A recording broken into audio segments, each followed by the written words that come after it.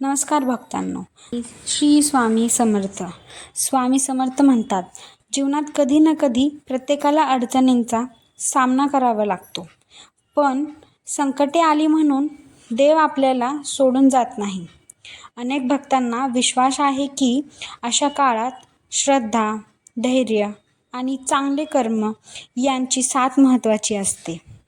आजच्या या व्हिडिओमध्ये आपण संकटाबद्दल सकारात्मक दृष्टिकोन आणि स्वामी समर्थांच्या शिकवणींची प्रेरणा घेण्याचा प्रयत्न करूया.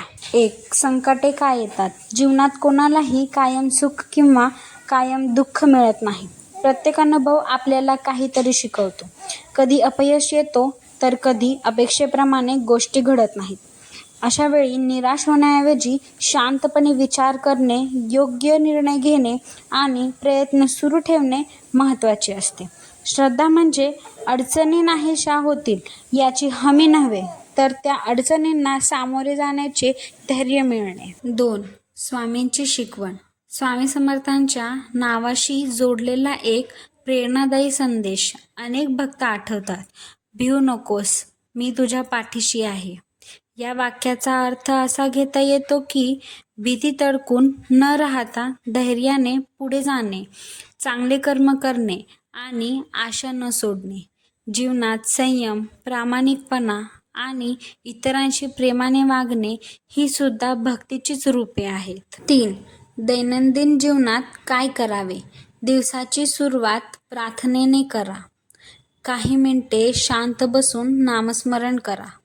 रागापेक्षा संयम निवडा. गरजूंना मदत करा. स्वतःवर आणि देवांवर विश्वास ठेवा. श्री स्वामी समर्थ. श्री स्वामी समर्थ. श्री स्वामी समर्थ.